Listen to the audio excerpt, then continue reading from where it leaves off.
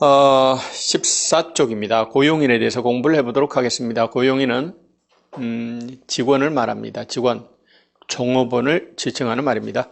옛날에는 사용인이라고 불렀거든요. 그런데 지금은 고용인이라고 부르고 있습니다. 고용인에 관련된 조문에 이런 말이 있습니다.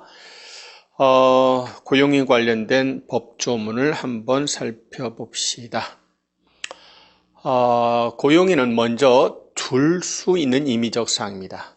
고용인에는 소속 공인중개사와 중개보조원 이렇게 두 가지가 있습니다. 소속 공인중개사, 중개보조원 이 둘을 통칭해서 부른 말입니다. 자, 그래서 항상 용어를 주의하셔야 됩니다. 지금 소속 공인중개사는 아시는 것처럼 수행도 하고 보조도 하는 자예요. 그러나 중개보조원은 보조밖에 못하거든요. 자, 그래서 소속 공인중개사는 거래계약서 확인설명서에 서명 날인 의무가 있습니다. 했으면 그자도 서명 날인해야 되는데 보조원은 그런 의무가 없어요. 그래서 묶어서 말을 만듭니다. 중개행위를 한 모든 고용인은 거래계약서 확인설명서에 서명 날인해야 된다. 이렇게 말하면 틀려요. 보조원은 그런 의무가 없어요. 고용인에는 소공과 보조원이 있다는 걸 주의하실 필요가 있어요. 다른 말이 특별한 말이 없습니까? 없습니다. 고용인 두고 안 두고는 당신 마음입니다. 즉 고용 여부는 임의 사항입니다. 숫자에 대해서도 아무런 말이 없습니다. 그러므로 두지 않고도 업을 할 수도 있고 5명, 10명, 20명을 두고 업을 하실 수도 있어요. 숫자에 대한 제한은 전혀 없습니다. 몇 명 넘어서는 안 된다. 저에서 몇 분의 몇은 공인중개사 된다. 그런 말 전혀 없습니다. 그러나 고용인이 되려면 소공이든 또는 보조원이든 둘 다 되려면 결격사유에 해당하시면 안 되겠죠. 그리고 나중에 공부합니다만 최소한 이 중개업에 종사하려면 교육을 받으셔야 됩니다. 그래서 소공이 되려는 자는 실무교육이라는 걸 받으셔야 되고 보조원이 되려는 자는 직무교육이라는 걸 받으셔야 되는 겁니다. 그렇습니다. 또한 당연히 결격사유에는 해당하시면 안 되겠죠. 결격사유에 해당하시면 취직 자체가 안 됩니다. 자, 법조문에 이런 말이 있습니다. 소공이나 보조원을 고용을 하셨으면 신고하셔야 됩니다. 네? 고용을 했으면 등록관청에게 신고를 하셔야 됩니다. 고용신고는 늦어도 업무 개시 전까지 해주시면 돼요. 만약에 고용관계가 종료가 됐습니다. 종료될 수도 있겠죠. 알아서 그만두셨다거나 또는 사장님이 잘랐어요. 그렇다면 역시 종료관계도 신고를 하셔야 됩니다. 종료신고는 그렇습니다. 종료일로부터 10일 이내에 등록관청에 신고를 해 주셔야만 하는 겁니다. 자, 그러면 이번에는 가로 2번 고용인을 잘못 두시면 사장님에게는 회사에게는 여러 가지 책임 문제가 발생될 수 있습니다. 민사책임, 형사책임, 행정상 책임 문제가 발생될 수 있습니다. 자, 민사책임부터 한번 알아봅시다. 증갑이라고 하는 자가 있고요. A라고 하는 고용인을 두셨어요. 자, 그런데 A가 고의과실로 거래당사자 B에게 재산상 손해를 발생을 시켰습니다. 당연히 A는 사고친 A는 불법행위에 따른 손해배상 책임을 부담합니다. 자, 근데 사고친 A뿐만 아니라 누구에게도 책임 문제가 발생하냐면 사장님 갑에게도 책임 문제가 발생합니다. 왜냐하면 우리 법에서 뭐라고 하냐면 소속공인중개사나 중개보조원의 업무상 행위는 그를 고용한 계공사 행위로 본다.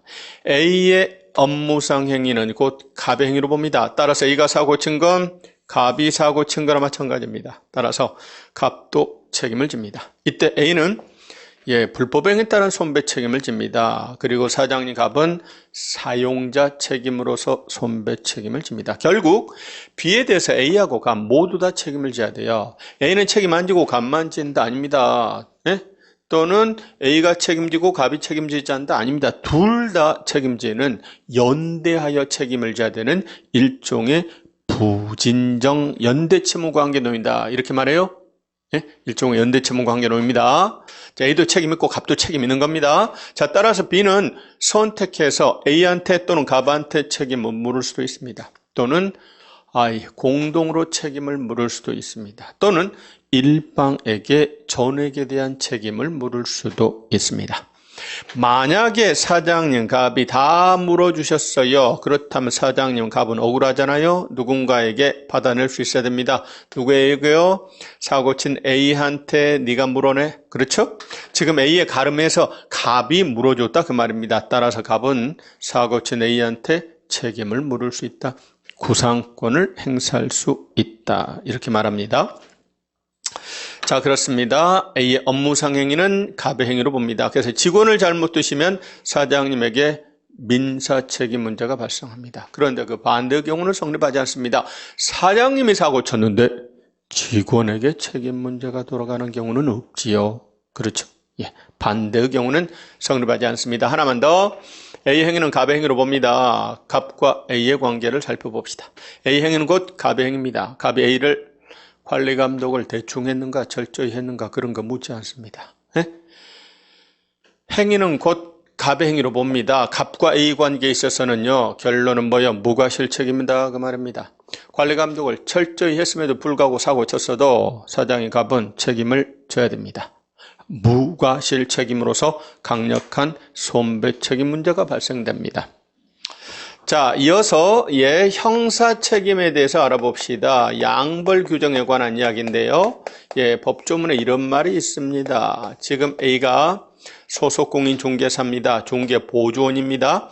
법인은 무한책임 사원 임원입니다. 그런데 A가 사고를 쳤습니다. 중개 업무에 관하여 그렇습니다. 우리법 48조 또는 우리법 49조입니다. 참고로 48조는 3년 이하 징역 2천만 원 이하 벌금, 49조는 1년 이하 징역 1천만 원 이하 벌금. 다시 말씀드리면 우리 법의 형벌 대상 위반 행위를 하셨다 그 말입니다. 징역이나 벌금 대상 위반 행위를 하셨어요. 그렇다면 당연히 그 행위자를 처벌합니다.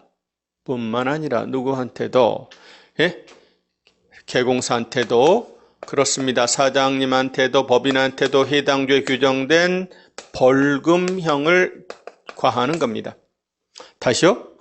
A가 사고 쳤다. A뿐만 아니라 관리감독 소홀의 책임을 물어서 누구한테도요? 갑한테도.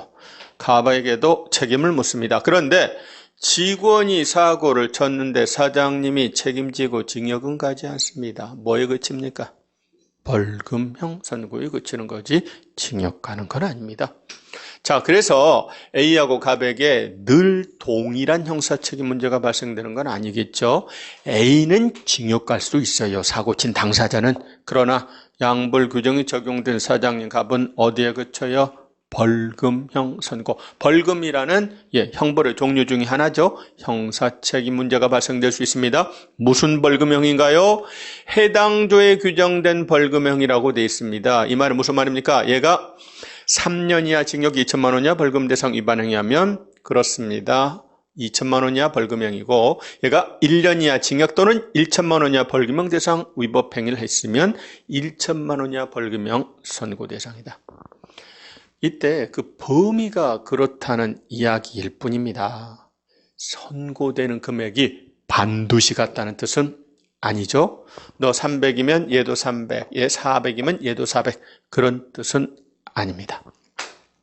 자, 그래서 직원을 잘못 두시면 사장님에게 벌금이라는 형사책임 문제가 발생될 수 있습니다. 그런데 이어지는 표현 이런 말이 있습니다. 개공사 갑이 A에 대해서요 철저한 관리 감독을 했어요. 거기 그렇게 써졌죠. 뭐라고 써졌나요? 위반 행위를 방지하기 위하여 해당 업무에 관하여 상당한 주의와 감독을 게을리하지 아니했을 때는 그러하지 아니하다. 철저한 관리 감독을 했다 그 말입니다. 그런데 또라이인 A가 사고를 쳤습니다. 이때는 양벌 규정을 적용한다 안 한다? 안 합니다. 철저한 관리 감독을 했는데 사고 쳤어요. 상당한 주의와 감독을 게을리하지 아니하였을 때는 그러하지 아니하다. 양벌 규정을 적용하지 않는다 그 뜻입니다. 그렇죠? 자, 그런데 봅시다. 하나 더 봅시다. A가요, 사고를 쳤고요. 양벌 규정이 적용돼서 얘가 벌금 400만 원 선고를 받으셨어요. 양벌 규정에 의해서 벌금 400만 원을 선고받으셨다 그 말입니다.